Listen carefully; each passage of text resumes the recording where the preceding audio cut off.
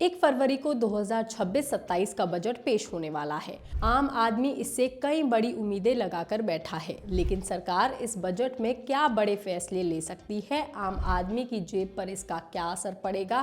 क्या सस्ता होगा, क्या महंगा होगा? टैक्स में राहत मिलेगी या बोझ बढ़ेगा? किन सेक्टर्स को क्या फायदा मिलेगा? हम आपको सब कुछ बताएंगे इस वीडियो में। सबसे पहले बात करेंगे रियल एस्टेट सेक्टर को लेकर के। सरकार इस बार के बजट में बड़े बदलाव कर सकती है। सरकार नई टैक्स रिजीम में भी खुद रहने वाले घर पर होम लोन के ब्याज पर टैक्स छूट देने पर विचार कर सकती है। अभी ये सुविधा केवल पुरानी टैक्स रिजीम में है, जिसमें सालाना 2 लाख रुपए तक की छूट मिलती है। अगर नई टैक्स व्यवस्था में भी ये सुविधा मिलती है तो घर खरीदने की मांग तेजी से बढ़ सकती है। इसके अलावा मिडिल क्लास और अफोर्डेबल हाउसिंग की मांग बढ़ाने के लिए होम लोन पर सब्सिडी योजना को फिर से शुरू किया जा सकता है, जिसमें लोन पर 3 से 4% तक की सब्सिडी मिल सकती है।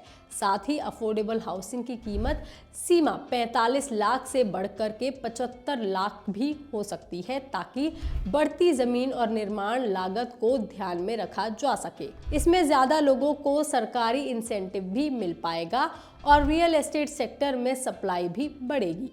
अब बात ऑटो सेक्टर की करते हैं, तो इसमें इलेक्ट्रिकल व्हीकल्स के लिए ज़्यादा बजट और ईवी से जुड़े इंफ्रास्ट्रक्चर को मजबूत करने की उम्मीद है। इसके साथ ही रेयर अर्थ मैग्नेट पर बड़ा फैसला हो सकता है। सरकार इसके घरेलू उत्पादन को बढ़ाने का फैसला ले सकती है और नई योजनाएं लॉन्च कर सकती है। सरकार ज़्यादा साफ नीति ला सकती है। वहीं ऊर्जा और केमिकल सेक्टर को लेकर के भी बजट में इस बार बड़ा फैसला हो सकता है।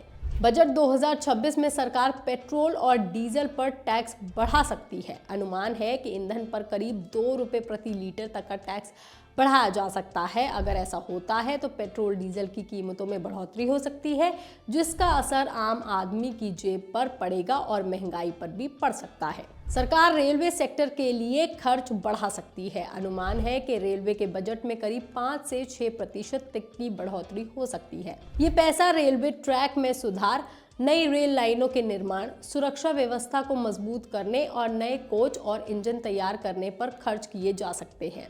इसके अलावा सरकार 3 नए रेलवे कॉरिडोर की घोषणा भी कर सकती है और उसके लिए बजट भी पेश कर सकती है।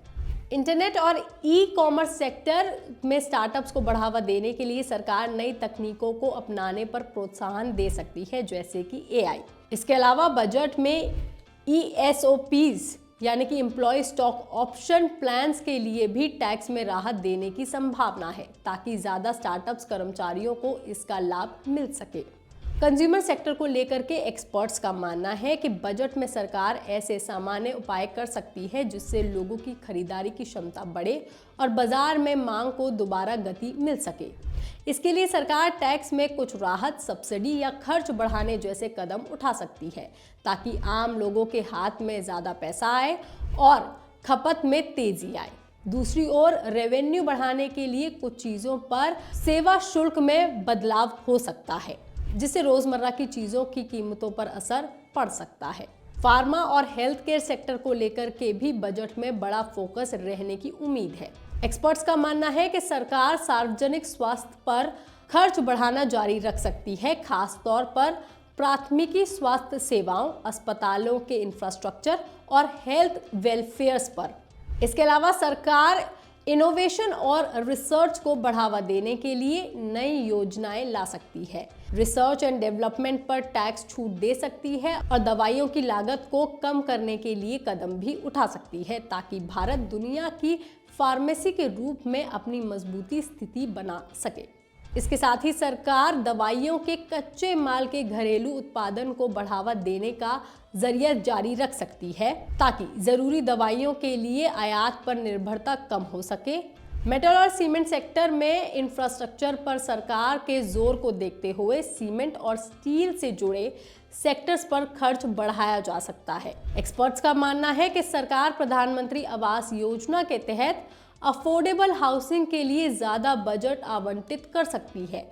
जिससे सीमेंट और स्टील की मांग बढ़ेगी। इसके अलावा सरकार क्रिटिकल मिनरल्स और रेयर अर्थ एलिमेंट को लेकर भी नई नीतियां या अतिरिक्त खर्च की घोषणा कर सकती है, ताकि देश में इनका प्रोडक्शन और सप्लाई दोनों ही मजबूत किया जा सके।